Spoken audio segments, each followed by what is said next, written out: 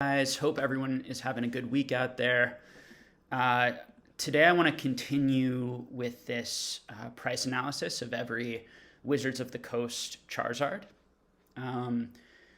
So in this video, I'm going to cover 4 more Charizards that I didn't cover in the last video, and I'm going to be comparing those Charizards to each other and also compare those to the previous ones that I talked about in the last video. So if you haven't seen that last video, I suggest you check that out as well. So this will be part 2 of this short series here. And I'm planning in the future to do a lot more of these price analysis, all the way from these vintage cards to the modern cards.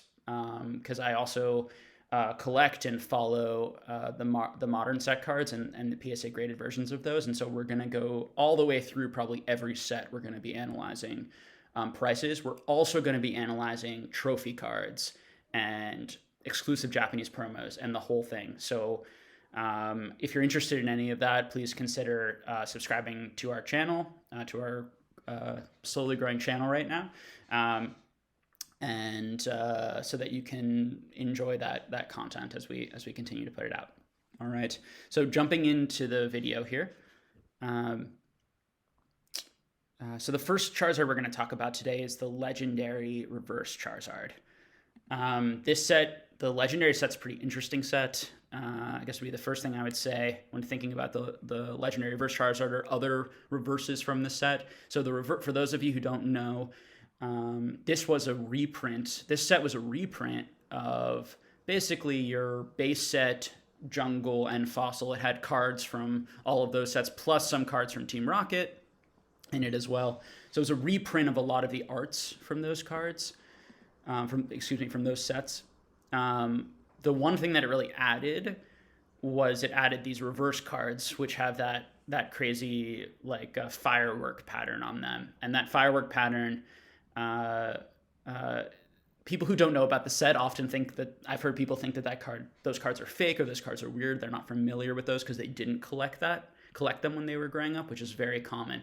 Part of why these cards are so scarce now, and those boxes are so scarce now, is because people really didn't collect this, and Wizards of the Coast didn't really print that much of it compared to those other Wizards of the Coast sets, particularly compared to the Unlimited in those sets. So it makes not many of these cards exist, and we're going to talk about why that is, and then in addition, not a lot of these exist because the reverse every single card in the set had a reverse version, and so you had a like for the Charizard and for any other card, you had a 1 in 110 packs you would pull that Charizard. So basically, the PSA breakdown of this card, there are 658 total reverse Charizards in the population that are graded. That is the fewest amount so far. The next highest was that Gym Challenge at 837. So this one is even lower than that, even though there aren't too many of those Gym Challenges as well. The breakdown of these cards is there's 73 PSA 10s to 240 PSA 9s. So about 1 to 3 ratio of 10s to 9s. So the average price that this was going for, that this reverse Charizard in PSA 10 was going for, was around $2,000 before the price move. It was fluctuating a little bit, but that around $2,000. And now it's gone up to around $6,000, sort of the latest price for that. So it's been, it's gone up about 3 times. So it hasn't gone up as much as the Rockets Charizard in terms of percentage, or the Gym Challenge Charizard, which both went up quite a bit, more in the 5 to 6 range, 5 to 6 times in price. It's gone up similar, a little bit less, but somewhat similar to the Shadowless Charizard. Shadowless Charizard was a little bit closer to that doubling, and this is more of a triple, but it's within that 10%. And then the Charizard, the first edition PSA 10, has gone up the least of all of these over this price spike. That may change. We may see, a correction or a movement in that first edition Charizard. Only time will tell. One thing I'll mention before I go on with that is that part of what I think makes a lot of these prices move um, is that when you think of more people joining the hobby, a lot of the people who are joining the hobby right now are in their early to mid 20s, early 30s, and they just don't have $100,000, $120,000, $200,000 to spend on a Charizard, a PSA 10 first edition Charizard.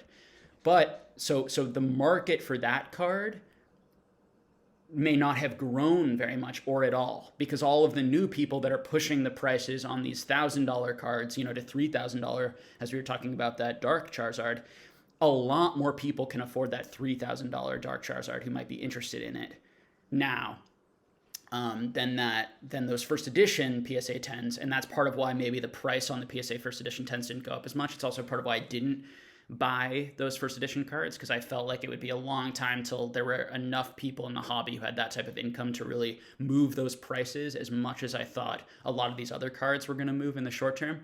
Now in the long term, that may change. And so you might see, as people get wealthier in the hobby and people grow their collections and grow their wealth, through their job, through investing, in more traditional things, more people might have that amount of money, might have $120,000, $200,000 to buy that card. And then you might really see that exponential growth. Because if there are a few, over that 120 right now, and there'll probably be more PSA 10 Charizards in the future of that first edition base set, but maybe not so much more, that you might get a number that is enough that it pushes that price range up, exponentially. And you've seen this in other hobbies where the sort of top of the mountain cards, they have a fewer people who want them. Not want them, excuse me. They have few people who can afford them. Want them meaning that they can actually buy them. They can actually purchase them for the price they're going for. But you have usually you have less of a population of a lot of those. If you compare like the top of the mountains to most hobbies, the top of the mountain first edition Charizard, there are going to be a lot more first edition Charizard base cards than there are going to be some of the other top of the mountain cards in other hobbies. So we're getting into a lot more wealthy people in this hobby for that to reach the price range, of some of the top baseball cards, for example, or top comic books, for example, where there are only, 100 in existence or less, or considerably less. And when we talk about trophy cards, that'll be something interesting we talk about, because there are things in the hobby that do meet that criteria where there are a lot less of them in existence. So that's a little bit of a sidebar, but I think it's important when we're talking about this analysis and understanding why certain Charizards have moved the most. It's not because people don't want that first edition PSA 10 Charizard. People really want it. It's that they can't afford it. And they can only, but they could afford that $3,000 Dark Charizard, which continued to push up the price. Okay, something to keep in mind in the future if you're investing for the long term. So let me continue with that legendary reverse Charizard. So the box price for the legendary is probably around the 12K mark. Very hard to determine. Quite a bit before this price spike, it was around the $5,000, $6,000 mark, maybe a little higher. So we're seeing maybe about a double in price. Interesting, we're seeing a triple in the price of the PSA card, but only about a double in the price of the box. So when we're thinking about, why are certain cards moving more than the box, in this case, it might be because that Charizard, people really want that Charizard, but people may not really want to collect all the legendary cards of the legendary box. So you have Charizard collectors just going specifically for that. So that's one possible reason there could be a number. It also could be people don't realize that, and the box will go up and correct that price. Or these numbers aren't quite right, and there are private sales that have been over that. But these are the public numbers, the numbers that I've been able to gather from looking around and talking to everyone that I could. So as I said before, it's 1 in 110 to pull this reverse Charizard. There's one reverse in each pack, and there are 110 cards in the set, so you have 1 in 110. So the price to pull one Charizard, one of these reverse Charizards, is, if you were trying to pull it directly from the pack, it's about $37,000 it would cost you, compared to $10,000 in the Gym Challenge or $8,600 in the Team Rocket. So again, it costs you much more to get this card. And it's it's similar to the Team Rocket in terms of grading, but it's not, in terms of the PSA 9 to PSA 10, the odds of getting that PSA 10.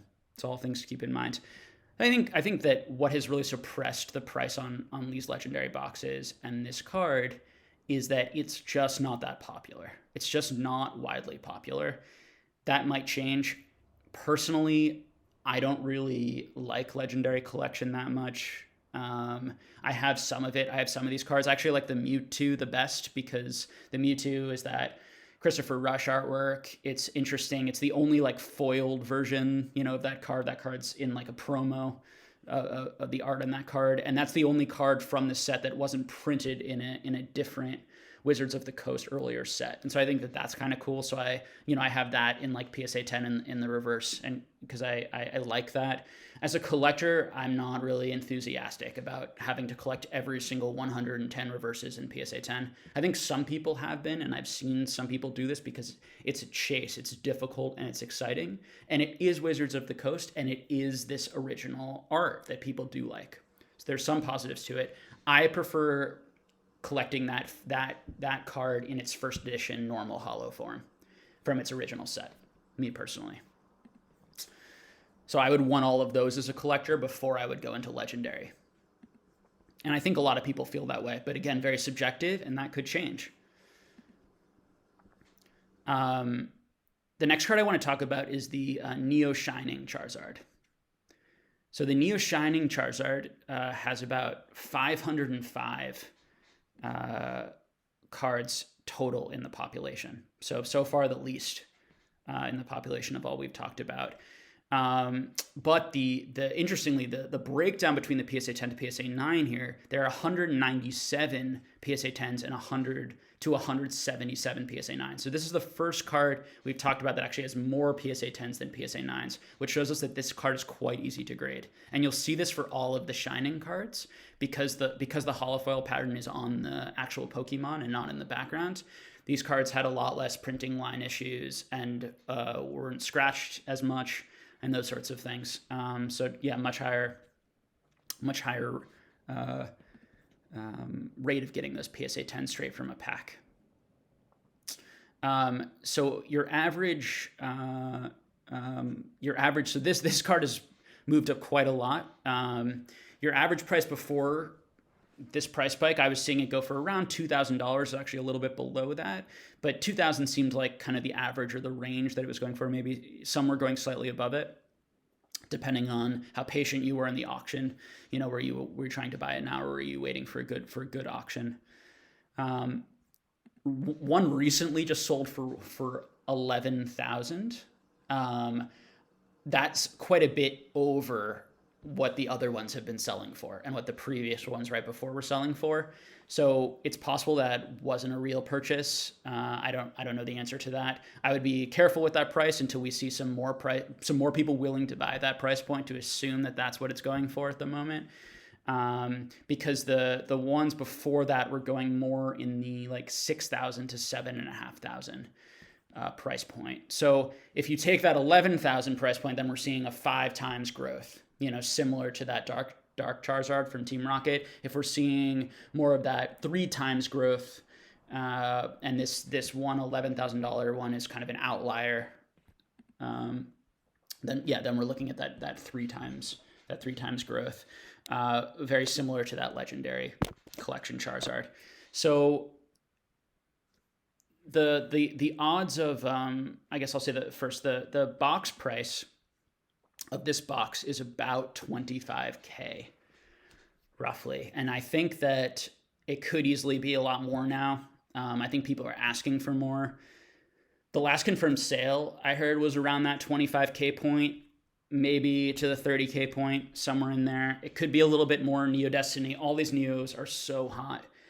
And Neo Destiny there might be private offers that I'm not aware of for 35,000 and even a little bit higher. So I'm not 100% sure about that. But the last one I could see was that $25,000 to $30,000 box. So that puts it, a little bit less. That puts it, sort of double the price of the Legendary box. Might be even a little bit more than double the price of the Legendary box. In terms of like how much I see a box of Neo Destiny First Edition versus how much I see a Legendary box, I see them pretty similarly. I might even have seen a little bit more of that Neo Destiny since I've been doing this. From what I've talked to with people seem to think that legendary box is super scarce and even scarcer than some of those first edition Neo sets. It's hard to know because people could be holding onto these and have a lot in a single collection that I just haven't seen. So it's a one to pull this from a pack. You're going to get one of these 1 in 96 times. So if you compare that to the legendary reverse Charizard, it's less. You get the legendary reverse Charizard. It's harder to pull that legendary reverse Charizard. You have to open more packs to get that than it is to get the Shining Charizard. So it would cost you about it would cost you about $66,000 to pull one of these Charizards from Neo Destiny, because the box price is a lot more. All right. So I mean, this is a interesting Charizard. You know, not a lot in the population. Not that many of these Shining cards in the population compared to the Team Rocket, in particular, which is the worst offender of number. But even compared to like the Gym Challenge Charizard. And when we think about why that is, part of it is it's a harder pull rate. It's a Shining card, and the Shining cards have lower pull rates, 1 in 96 versus about 1 in 60. So that's part of it, but part of it too, we might think when we see these pop reports, we might think that Neo Destiny there are probably less of Neo Destiny First Edition than there are Gym Challenge. That would be using good common sense. Isn't necessarily true, but because the Shining card has always had more value, you'd think more of those First Edition Shinings would have been graded than even that First Edition Blaine's Charizard, for example, because even those really low grades had a lot of value, and people were grading them earlier on because they always had a decent amount of value. That was always a major chase card. Okay. So going into the Charizard Expedition, which is the next one to talk about, and I have a lot to say about this one. There are only 481 Charizard Expedition total cards, so slightly less than the Neo Shining at 505. But where things really get interesting is how many PSA 10s there are of this card. So this is by far the hardest card to get in PSA 10 of any Charizard in Wizards of the Coast. And so I'm not sure how many people are aware of that.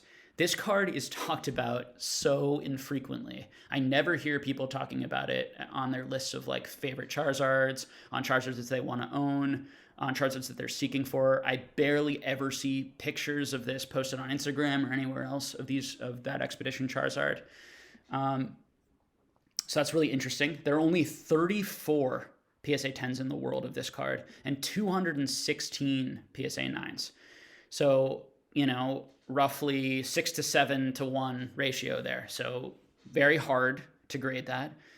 And there are very few, we can assume by the numbers, because there haven't been that many graded, that there is not a lot of Expedition. And this is pretty commonly known that E-Series, part of why these boxes were kind of always going for a lot of money, even when E-Series maybe wasn't as popular as some of the earlier sets, was because people knew that there weren't that many of these sets. All right. There weren't that many of these boxes out there. And it's pretty rare. It's a lot more common to find first edition, cards from the, first 5-6 sets in people's collections when I buy them than seeing the Expedition Aquapolis Skyridge cards. That's more unusual to see from my personal experience. So the average price, what this was going for. So initially, this was actually going for around $2,600 a few years ago, right? 3 years ago or so, this was going for around $2,600. Then, somewhat inexplicably, from my perspective, it went down to about $1,000, and that's when I was purchasing mine. Now, and now the last sort of average prices were around the $1,200 to $1,300 range before the price spike, and there really hasn't been another purchase of this card in PSA 10 since then, because there are so few, and because the people who own them probably aren't willing to sell them, and we don't really know what that price would go for right now. So I can't tell you if it's gone up a lot in price or if it hasn't. The box price of this is probably around around the $10,000 mark right now. Is going for around $10,000. So we're talking about considerably less expensive than the Neo Destiny box. Even though the Neo Destiny box has they're probably similar maybe amount. These are guesses just from my experience. I don't think it's very clear that there are a lot more Neo Expedition boxes than there are Neo Destiny First Edition boxes. There might be, but there seem to be similar amount. And so few Expedition boxes tend to come on the market, and there's so few Expedition cards graded that it makes me think there probably aren't that many Expedition cards out there. The one caveat to that would be, is Expedition just been so undervalued that people haven't been wanting to sell? They've been waiting for the price to go up. They have this product.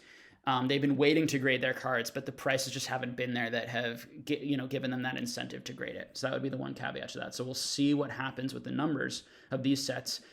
I really think, my advice for collectors would be, if you're interested in these E-Series sets, this is a very critical time for these E-Series cards for us to understand how many of these there are in collections, because we really didn't see any movement on these cards at all during the last few years. I was buying these cards constantly from all of these sets because I was getting PSA 10s for, in some cases, under 30, 40, under $50. I got a PSA 20, I got a PSA 10 Arbok, holo from Expedition for $26 in an auction, which is, a crazy auction, right? That's sort of a one-off. But I was buying them consistently for 60, 70, 80, even a little bit under, and last time I checked, there are about 26 of those in the world in PSA 10, for example. So it's like you could have for $1,000 bought the entire supplier, quite a bit less than $1,000 for about, quite a bit less than $1,000. We're talking about about $1,000. You could have bought all of those. So the average pull rate, which is also interesting for these, and this is something I think people don't understand about E-Series. The average pull rate, because there are so many holos in these boxes, the average pull rate is only a 1 in 96 chance of pulling that specific Charizard. And I think that my feeling about Expedition versus Aquapolis and Skyridge, Aquapolis and Skyridge have always been more expensive, and that does not make sense. And I'll explain why. I think I understand why people have gone with those more. But this is my pro tip for you guys. That does not make sense. And actually, Expedition should arguably be the most expensive. The normal holos in Expedition should arguably be the most expensive of any of the holos. And that's been very much the opposite. Skyridge has been the most expensive, followed by Aquapolis, followed by Expedition. I think people have argued that, because Skyridge is the last set, that adds collectability to it. Doesn't do anything for me. Expedition was the first E-Series set, and that I want to get the first one, so that doesn't do anything for me one way or the other, honestly. People say there's a lot less Skyridge than there is Expedition. I don't see that in the numbers. I don't know where people are getting that data from. That's just something that is seems to be common knowledge without a really understandable, a really clear data supporting that. If someone has that data, please contact me and let me know. But if you look at the numbers, all these sets have been, Expedition has the least amount graded generally. And part of that can be the lower price point, but also you'd think that part of that might be because there are just less of those. Because the packs to open a pack of Skyridge was also more. So it was costing you more to open that pack and grade that card than it would cost to open that pack and grade that Expedition. So even though the prices were lower on the Expedition, it still was a decent value or similar value in terms of opening up a pack and selling that card. So my guess on this, the only other thing I can think of, right, is the art. So people think that Expedition doesn't have as good a art, or maybe Expedition doesn't have as good a Pokemon. So I don't think Expedition generally has worse art. I think there's a lot of cool art in Expedition. I also think that, I know that Expedition has all of the most popular Pokemon from the Wizards of the Coast era, from that first stage, from that first 151. It has Charizard, Venusaur, Blastoise, Mewtwo, and Mew.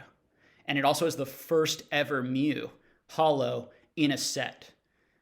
People love Mew. Very confusing why that card isn't talked about more, the Mew Expedition. It also has great art, I think, in my opinion. Now, going back to the Charizard card, arguably, you could argue that it doesn't have that good of art.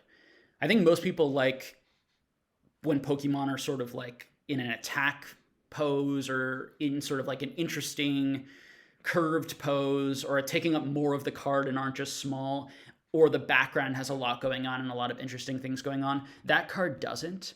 I think that's part of why when people see that card, they don't get excited. Even though it's a Charizard, they don't feel like that's really a Charizard because it's not like most Charizard cards. Most Charizard cards give you that like ferocious fire feeling impression, and that card doesn't. So I understand that. But if you take into account the rarity, and scarcity and number of PSA 10s and how hard this is to grade, I'm just going to go back, I'm picking on that Team Rocket Charizard, but I'm going to go back and I'm going to say that Team Rocket Charizard is now selling for $3,000 and there are 408 in PSA 10. There are only 34 in PSA 10 of this card, and it's selling for like $1,200 theoretically, probably more now. But even if it's selling for $3,000, even if it tripled in price and you're getting those at the same price, and there's so much more Team Rocket out there. So you're going to have so much more Team Rocket First Edition, PSA 10, PSA 9, PSA 8, whatever, than you're going to have Expedition Charizard. So how much more do you love that Dark Charizard? If you love it that much more, if you think those numbers make sense, fair enough. But just looking from those objective numbers, Expedition, the most undervalued, unappreciated, has the most value of any Wizards of the Coast set, I would argue right now. And I do think that the fact that the Charizard just didn't get that popular, the other cards in this set didn't get as much love as they should, even though a lot of the other cards have just as cool art, I would argue, as Aquapolis and Skyridge. Now, not all of it, and some of the very coolest art definitely is in that Skyridge set in particular, in my opinion. But again, art is fairly subjective and can change over time people's feelings. The last thing I'll talk about why Expedition probably didn't move very much or isn't valued and the box price didn't go up is that it didn't have the crystals. And this might actually be the most important reason. This is also not good logic, guys. It's not good logic. The crystals, and I'll talk about the Crystal Charizard here, okay? So the Crystal Charizard has 442 copies, okay? And is about 1 in 80 packs you pull a Crystal Charizard, versus the Expedition Charizard, which you get in 1 in 96 packs. So there's this idea that the Crystal cards are so much rarer and scarcer than the regular holos in Aquapolis, Skyridge, and Expedition. This is not true. Because there are so many holos, normal holos in these sets, it's very difficult to pull any one of those holos. Because even though it's that 1 in 3, you have to go through 32 holos, right, to get the holo that you want, versus the crystals. So even though the crystal, pull rate is that, I don't have it written here, I believe it's that 1 in 12 pull rate, something like that, 1 in 12 packs. There's so many less crystals that your odds of pulling the crystals, people don't get that. It's not. There aren't going to be a lot more of the regular holos than there are crystals. So we're just talking about numbers here. Now, if you think the crystals are way cooler and you enjoy them a lot more, and like Crystal Charizard is probably my favorite Charizard art. I think it's the coolest card. I like that card just as much as the base set, if not more. And that's, as far as art goes. But in terms of the raw data and the numbers, the normal holos in Expedition, Aquapolis, and Skyridge are very underrated and have been very underrated for a long time, compared to the Crystal cards and compared to all other sets, all other holos and all the other sets by the numbers. So the Crystal Charizard has 442, as I said, in its total population versus 481 in Expedition. It has equal 167 PSA 10s to 167 PSA 9s, so exactly the same. All right. even grading. So it's easier, slightly easier, right, to grade than that Neo Shining, than that Neo Destiny Shining Charizard. Slightly easier. The average price before this was around the 220. Before any of the price move happened, was around the 2,000 to 2,200 price range, and the latest is around $5,000 or so. So that's over a doubling, and now I'm seeing them go for a little over 5,000, starting to go for a little over 5,000. So we're talking about maybe 5,500 to 6,000 at this time, and that might keep rising. So the box price of Skyridge right now, I don't know exactly. I would estimate it maybe at 35,000. I would think it's gone up quite a bit. It was probably the box that was the most overvalued, frankly, for a while, particularly compared to Aquapolis and Expedition, which were extremely undervalued. So if I was a box collector, I'm not a huge booster box collector, but I follow them because they have a lot to do with the PSA cards. I would have been screaming buy the Expedition, and probably still would be, based on the price range. Most underrated set. I'll say that again. So the Skyridge. So I'm guessing it's about $35,000 probably for a box of that. And as I said before, it's 1 in 80 packs to pull that Crystal Charizard. And so to pull it, it would cost you about $77,000. All right, to pull one of those, versus only $25,000 for the Expedition Charizard. But that isn't because of the difference in the pull rate that much. It's more the difference in the box price right now. Part of why that box price is probably doesn't make sense. Now, maybe the Skyridge box is more appropriately priced and the Expedition price should move up, because the Expedition price, the Skyridge price is priced maybe similarly to that Neo Destiny. And I think the Neo Destiny Charizard and Crystal Charizard are very similar and have very similar makeups. And if I check the pull rates here, I can give that for you. It is which I think is important. So it's a 1 in 96 to pull the Neo Shining Charizard, so it's a bit harder to pull that, versus the 1 in 80 in Crystal. But I think that's offset by the fact that the Neo Destiny Charizard is a little bit easier to grade, and by the fact that I think the Crystal Charizard has cooler art and is more unique because it's Crystal and it's the only Crystal Pokemon that we saw. Now, you could argue that was the first Shining cards in Pokemon, and Shining cards have this huge, incredible history, and so having that original Shiny is of more value to as a collector and makes it worth more. So I could see a good argument, made for each of those things.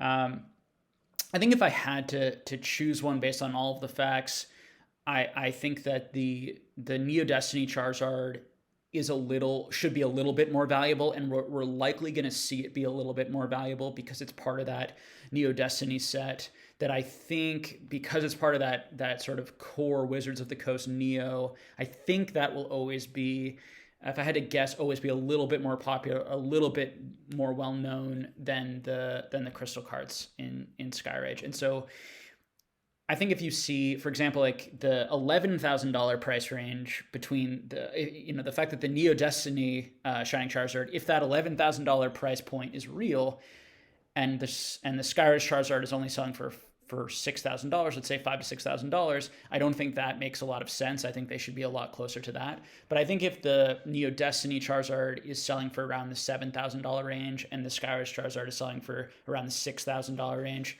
I think that makes pretty sense. But that makes a pretty good sense. But as I said before, I think these two cards will always be linked, fairly linked, and probably see similar movement, because I think that those boxes are of a similar scarcity and rarity in the hobby, and it's very hard to come by, and the pull rates and the other factors we talked about are comparable enough, and the PSA 10 to PSA 9 are comparable enough that they can stick together. So that's the basic. Those 4 Charizards are what I wanted to cover today. I will do another video with Raffi pretty soon Not sure exactly when, probably Wednesday of this following week, and we will post that. And I will continue making some of these price analysis videos moving forward weekly. So thanks again for tuning in, and I will see you all again soon. Take care.